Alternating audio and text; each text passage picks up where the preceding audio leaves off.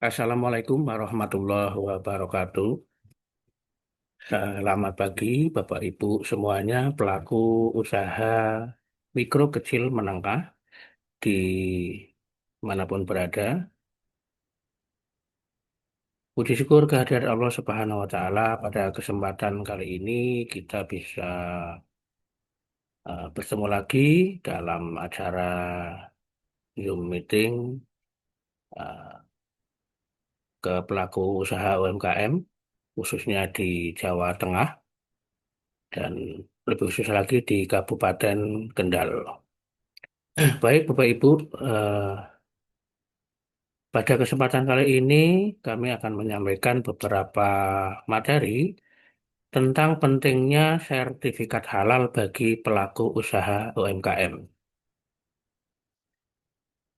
Berdasarkan Undang-Undang Nomor 33 Tahun 2014, Pasal 4, produk yang masuk, beredar dan diperdagangkan di wilayah Indonesia wajib bersertifikat halal. Kemudian juga berdasarkan PP nomor 42 tahun 2024, pasal 98, kewajiban bersertifikat halal bagi pelaku usaha mikro dan kecil didasarkan atas pernyataan halal pelaku usaha mikro dan kecil. Nah, terus ngapain sih repot-repot kita harus ngurus sertifikat halal? Ya. Ya, inilah kenapa sertifikat halal menjadi hal yang penting. Karena sebenarnya akan lebih repot lagi bila harus menjelaskan dan meyakinkan ke pelaku, ke konsumen atau pelanggan ya bahwa bahan yang kita produksi atau bahan baku yang kita produksi untuk menjadi makanan dan minuman dan proses pembuatannya kita ini sudah halal ya. Dan belum tentu para konsumen dan pelanggan yakin kalau produk kita itu halal karena itu hanya klaim sepihak dari kita. Tetapi dengan adanya sertifikat halal ya yang sudah dilabelkan pada produk yang kita produksi atau kita jual, maka di situ pelanggan dan konsumen semakin yakin bahwa memang produk yang kita produksi benar-benar sudah dinyatakan halal sesuai dengan syariat Islam. Nah, di Indonesia ada kurang lebih 229,6 juta jiwa, mayoritas adalah penduduknya Muslim, ya, dan 87,2% itu mereka membutuhkan atau mengkonsumsi produk yang halal. Nah, sekarang pertanyaannya, apakah produk Anda sudah memiliki identitas halal? Ya, kemudian apa yang dimaksud dengan identitas halal? Jadi dari penduduk Muslim terbanyak itu, maka potensi market calon pelanggan atau calon konsumen produk makanan dan minuman yang Anda produksi adalah eh, Muslim yang membutuhkan makanan tersebut harus makanan yang halal.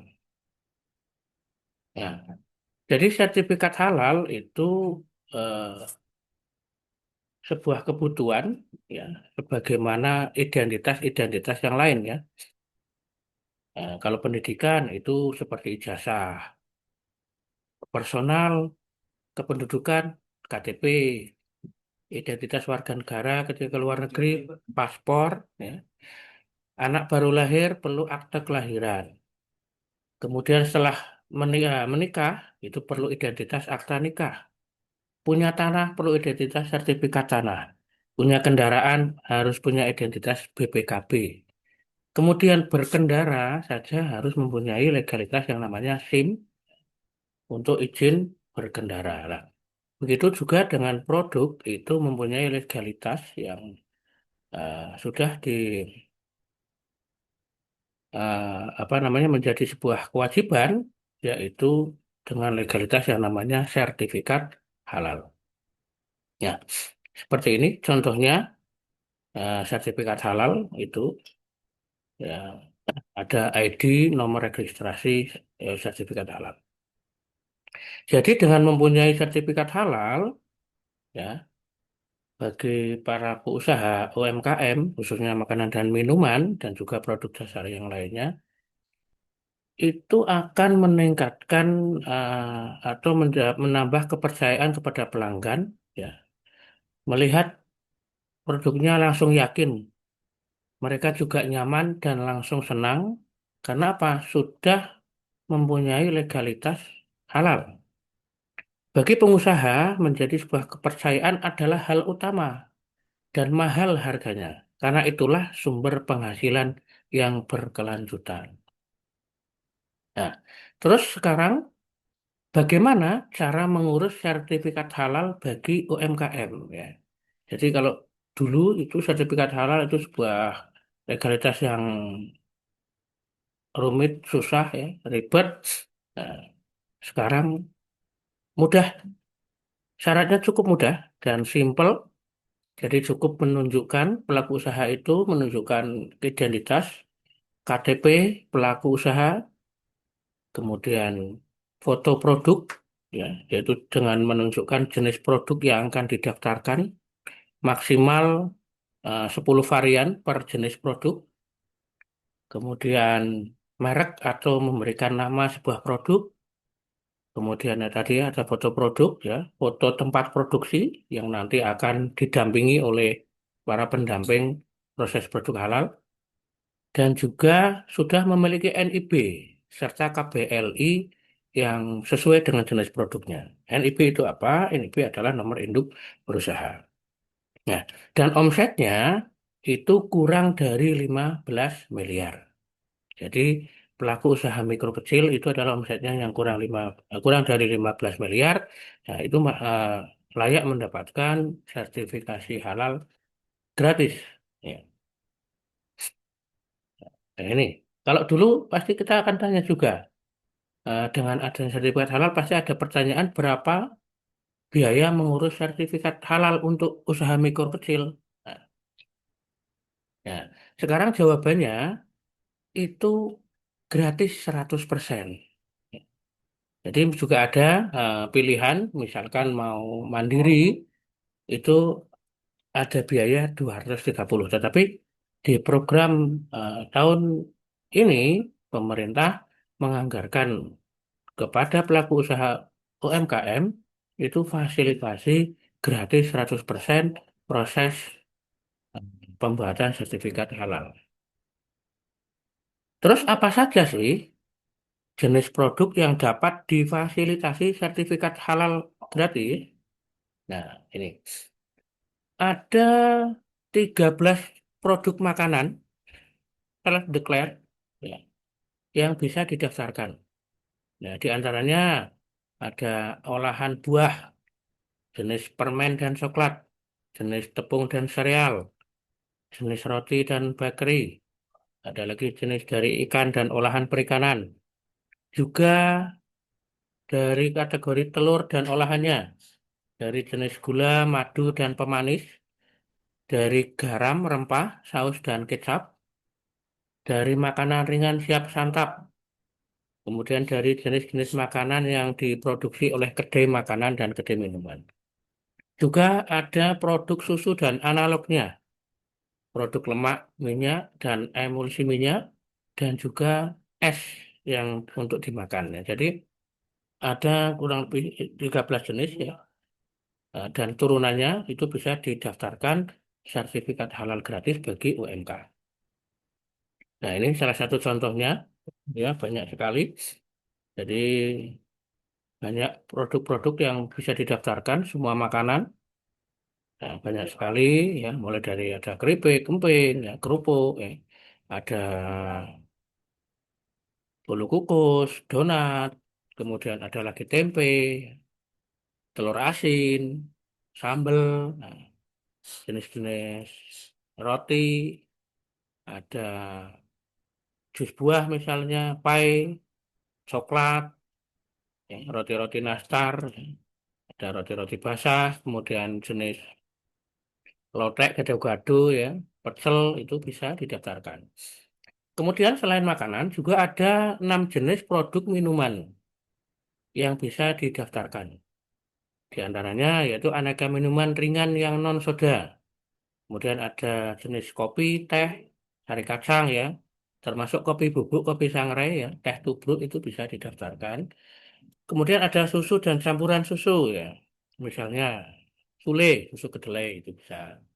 Kemudian ada minuman tradisional dan jamu, misal ada kunyit asam, ya, beras kencur dan lain sebagainya. Juga ada produk jus buah, ya, banyak sekali ya. Ada jus mangga, jus alpukat, banyak bisa didaftarkan. Kemudian ada jenis konsentrat buah dan sayuran, yaitu yang buah di apa namanya buat manisan dan lain sebagainya. Nah, ini salah satu contohnya. Jadi ada jus ya, ada es krim, kemudian ada ini manisan buah, eh, minuman jahe, kemudian jenis sirup, ya. Ada lagi kopi, mulai dari bubuk sampai kopi minum ya. Ada minuman coklat, kemudian juga ada produk-produk ya seperti jus ya, yang lainnya. Kemudian juga ada lagi 13 jenis ya warung atau kedai makanan yang bisa didaftarkan sertifikat halal gratis kategori UMKM. Nah, salah satunya ada warung makan, ya warung makan khas Sunda misalnya, warung atau kedai soto ayam, sapi ya, kedai warung makan mie, bakso, ada warung makan gudeg, ada warung makan pecel lele, warung sate misalnya, warung makan nasi goreng, warung makan khas Jawa Tengah, warung makan nasi uduk, angkringan, ada warmindo, warteg, nasi Padang ya. Semua bisa didaftarkan tentunya dengan menimbang syarat dan ketentuan berlaku sesuai dengan bahan dan produk yang diproduksi. Nah, ini contohnya ya menu-menu warung makan banyak sekali ya. Ya, jadi semua Bapak Ibu yang punya kedai makanan nanti bisa mendaftarkan semua jenis produk menu yang diolahnya. Nah, kemudian setelah kita mendaftarkan sertifikat halal ya, yang dibantu oleh pendamping proses produk halal, itu berapa lama sih terbitnya? Nah, kurang lebih setelah kita data, setelah dikurasi masuk, itu kurang lebih ketika tidak ada terkendala dengan dokumen ya, dan dokumen sudah lengkap semua, maka kurang lebih prosesnya antara 7 sampai 14 hari kerja. Ya, dalam keadaan normal ya, setelah pengajuan melalui si halal BPJPH. Nah, kemudian apa sih risiko bila produk atau usaha Anda tidak memiliki sertifikat halal?